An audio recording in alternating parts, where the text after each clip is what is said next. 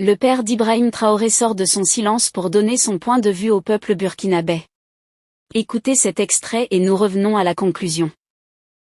On va voir, on a accusé que Ibrahim prend de l'argent et quoi. Ibrahim n'a qu'à prendre tout l'argent, s'il peut. Parce qu'on sait de toute manière, un ventre, ça ne dépasse pas 1 litre de contenu. Il n'a qu'à prendre. L'essentiel est qu'il est en train de poser des actes qui nous convainc aujourd'hui. Il est en train de labourer tout le pays. Il est en train d'extraire les mines pour notre pays. Dédé là, s'il enlève même les 10e, là, il n'a qu'à manger. Le monde entier a éprouvé dans son ensemble de la nausée par rapport à l'injustice qui nous frappe, par rapport aux prises de position, par rapport aux intrigues qui sont en train de se nouer autour de notre pays pour juste ces options, pour juste les objectifs qui s'est définis, pour juste la souveraineté qu'il revendique, pour l'intégrité territoriale qu'il doit assurer. Donc, toutes choses qui sont des causes justes et on ne comprend pas quelles sont les... Enfin, on sait, mais officiellement on ne dit pas quelles sont les causes profondes de ce harcèlement-là. On n'oubliera pas les propos d'un général américain aussi. Est-ce que vous comprenez toute cette pression qui pèse sur les épaules du Burkina avec ces tentatives? Qu'est-ce qui ne va pas dans la dynamique au point de susciter autant de méfiance, autant d'entreprises? C'est la même peur que nous avons vécue et connue sous Sankara qui se renouvelle. Pour vous, l'histoire se répète? Pour nous, l'histoire se répète. Et c'est l'espoir que cet homme avait apporté avec lui, qu'il avait porté sur ses épaules. La mobilisation qu'il avait su faire, la conscientisation qu'il avait réussi. Vous savez, l'Occident n'a pas intérêt à ce qu'on ouvre les yeux. L'Occident a toujours marché dans cette combine-là. On s'est rendu compte tout de suite après. Qu'est-ce qu'on perd, qu'est-ce qu'on a perdu jusque-là? Le fait de nous enfermer dans le franc CFA, le fait que même notre argent soit édité à partir de l'or, pour l'exploitation minière, nous prendre notre or pour aller le traiter ailleurs et venir nous définir les quantités. Tout ça montrait qu'il y a des organisations qui sont mises en place pour nous maintenir. Du reste, on a entendu, grâce aux réseaux sociaux et tout, des généraux, des hommes pas les moindres, qui disent que perdre l'Afrique, c'est l'Europe qui va aller vers sa destruction. Le Burkina Faso est un pays central. Le Burkina Faso, contrairement à ce qu'on nous avait dit, même à l'école primaire, c'est un pays pauvre que nous-mêmes nous avions à l'époque intégré. Le Burkina Faso, c'est un pays pauvre au milieu des autres pays. Aujourd'hui, on se rend compte qu'il y a de l'or. Aujourd'hui, on se rend compte que sur la base de la mobilisation, on peut se sortir sur le plan agricole. Aujourd'hui, on se rend compte que la fameuse zone qu'on croyait être une zone pauvre renferme des richesses. Cette jonction avec le Mali, avec le Niger, va faire de nous une puissance. Moi, je crois, et j'ai toujours dit ça même à des camarades, ne pensez pas un seul moment que l'Occident va nous laisser un moment de répit, parce que c'est leur survie. Leur survie dépend de ça, de notre soumission. Si nous nous arrachons de leurs mains, l'Occident va perdre le terrain. Ils le sont déjà, parce que l'économie chinoise, il n'arrive plus à faire face à l'économie chinoise. Trump, arrivé au pouvoir, a montré par ses agissements que l'Europe n'existe pas sans les États-Unis. Il ne reste maintenant pour eux que de maintenir la pression sur l'Afrique, la seule zone où, de toute manière aussi, la zone qui renferme le plus de richesses au monde. Ça aussi, ça ne se cache pas. Le coltan, c'est nous, l'or, c'est nous, le pétrole, c'est nous. Tout. Alors, il faut qu'on sache protéger nos richesses, il faut qu'on sache protéger, définir nous-mêmes nos politiques, définir nos objectifs. C'est à ce prix-là qu'on va s'en sortir. Mais ça ne va pas se passer de façon aisée. Et tout autour de nous, vous avez vu comment ils se servent, l'Occident se sert des vallées locaux intermédiaires. Des gens avec qui nous avons vécu des milliers d'années, des millions d'années, aujourd'hui se bravent sur la base seulement de leurs propres intérêts. Ils sont devenus nos ennemis. Pour nommer la Côte d'Ivoire à côté, où nous avons près de 5 millions d'habitants. Grâce à nous, c'est grâce au voltaïque, et l'histoire le dit, c'est nous qui avons posé les rails. Le rail de leur développement. Nous sommes en interland. C'est par nous que ça passe pour aller atteindre les autres pays. Donc il ne fallait pas nous laisser prendre des aises. Et c'est un peu ça qui explique aussi tout ce harcèlement. Puisque vous parlez de la Côte d'Ivoire, je profite de la perche étendue. Est-ce qu'aujourd'hui, au niveau de l'AES, parce que c'est là aussi l'autre réalité, est-ce que nous pouvons nous en sortir sans une réelle collaboration assez sincère avec les pays qui nous entourent? Est-ce que le Burkina, le Mali, le Niger pourront y arriver si, à chaque moment de lutte, on doit regarder dans le rétroviseur que fait tel ou tel voisin? Mais on n'a jamais dit qu'on ne coopère pas avec le reste des pays de la CEDEAO. Du reste, de toute manière, il n'y a pas longtemps, il y avait le Conseil de l'Entente. Le Conseil de l'Entente existait dans le cadre de la CEDEAO qui existait aussi. Il y a la Fédération du Mali qui avait été tentée. Il y a des fédérations, c'est-à-dire dans l'histoire des pays, il y a des moments où il y a des regroupements qui s'opèrent, comme il y a des séparations. La Mauritanie était là.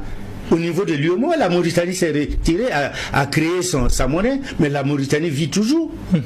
Pourquoi il n'y a pas cette haine-là? Nous disons, nous voulons à trois. C'est un regroupement de toute manière naturelle, le Liptako Gourmand.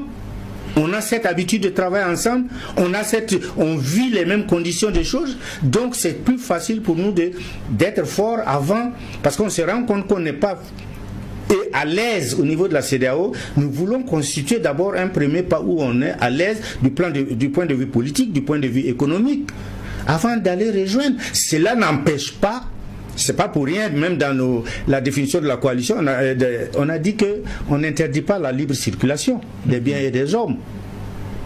Donc l'AES a déjà montré sa prédisposition à travailler avec les autres.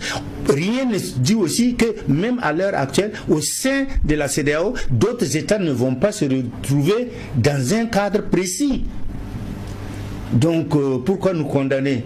Mais ça ne trompe personne. On l'a vu, toute la manipulation de l'Occident, soit de nous ramener par force, soit de nous agresser, soit d'empêcher des nouveaux qui veulent adhérer, comme le Tchad, comme le Togo et tout.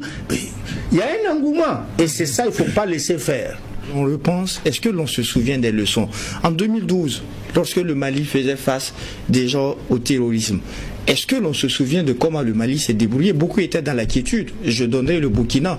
On cite un exemple, un certain nombre de personnes qui étaient reçues ici à Ouagadougou. Est-ce qu'aujourd'hui, les pays qui nous entourent sont conscients du rempart que constitue l'AES? Est-ce qu'aujourd'hui, face à cette réalité, on est conscient du fait qu'il faudrait soutenir et non pas déstabiliser? Si le Burkina, le Mali et le Niger cèdent, les pays côtiers vont en pâtir à ce moment. Dernièrement, les autorités militaires béninoises ont dit que si le Niger et le Burkina avaient collaboré avec eux, il n'y aura pas de massacre. Mais ils ne posent pas la vraie question. Pourquoi on ne collabore pas? Pour vous, c'est quoi la réponse qu'on peut donner? Mais pour nous, parce que jusqu'à ils sont toujours restés inféodés. Il faut reconnaître que c'est le président Talon qui a toujours été le porte-parole de toutes les mesures restrictives nous concernant. Est-ce que ça c'est amical? Quand tu sais que ton port n'existe que par l'activité commerciale du Niger,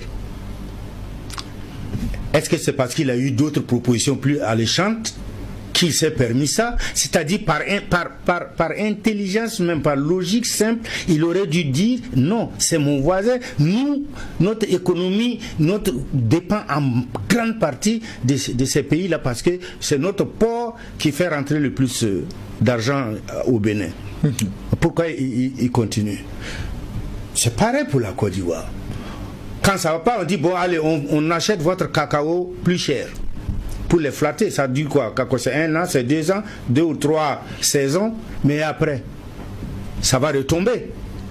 Donc, autant de choses qui font que ils n'ont pas intérêt. Or, ils doivent travailler dans ce sens-là, de savoir que même du point de vue du terrorisme simple, c'est vrai que nous sommes au centre. Nous sommes au centre. Nous sommes à la croisée de tous ces pays-là.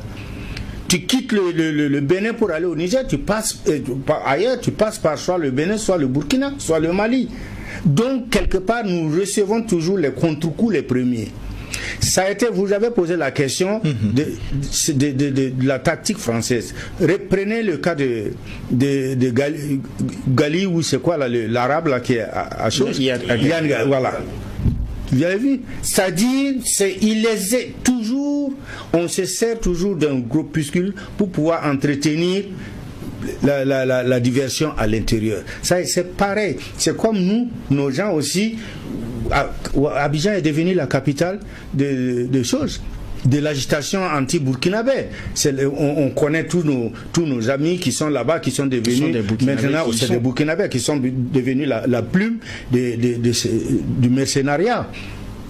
Mais pourquoi? C'est là où il faut poser la question. Mais on n'est plus à ce niveau-là. Nous, on a montré seulement, et je crois que c'est une leçon pour eux tous. On a voulu assassiner, on n'a pas pu. Il y a des tentatives peut-être toujours dans les couloirs, mais au regard de la mobilisation mondiale, nous n'avons pas été aux États-Unis pour les mobiliser. Nous n'avons pas été au Ghana, nous n'avons pas été en Afrique du Sud, nous n'avons pas été au Maroc, nous n'avons pas été à Paris ou en Allemagne pour mobiliser les gens. Mais aujourd'hui, à la date d'aujourd'hui, à l'heure où je parle, dans le monde entier, à Los Angeles, à Washington, à New York, des gens manifestent. Mais parce qu'ils en ont marre de toute cette manipulation. Ils en ont marre de ce monde où c'est les plus forts qui pensent qu'ils doivent dominer. La force n'est plus dans les armes. La force est dans les convictions. La force est dans la proposition des leaders qui ont pris la responsabilité de nous conduire. Et c'est ce que fait Ibrahim. Il nous a proposé, prenez-moi, prenez son âge. J'aurais pu dire, je reste à la maison, j'ai plus de 70 ans. Mais quand il porte un message, et ce message est concret sur le terrain, et à travers ça, je sais que je peux aller me reposer tranquillement un jour, sachant que mes enfants, mes petits-enfants mangeront et boiront dans la sécurité, mais je ne marchande plus du tout ma participation. Et c'est ce qui explique aujourd'hui dans le monde. Ils ont cru, il y a eu des lectures sur les réseaux sociaux, on va voir, on a accusé que Ibrahim prend de l'argent et quoi. Ibrahim n'a qu'à prendre tout l'argent, s'il peut. Parce qu'on sait de toute manière, un ventre, ça ne dépasse pas 1 litre de contenu. Il n'a qu'à prendre. L'essentiel est qu'il est en train de poser des actes qui nous convainc aujourd'hui. Il est en train de labourer tout le pays. Il est en train d'extraire les mines pour notre pays. Dedans là, s'il enlève même les 10e, là, il n'a qu'à manger. Chers abonnés, que pensez-vous de la situation actuelle du Burkina Faso? Laissez votre avis en commentaire. Si la vidéo vous a plu, cliquez sur j'aime et partagez à vos amis. Mais n'oubliez pas de vous abonner et à cliquer sur la cloche de notification pour ne pas rater mes prochaines vidéos.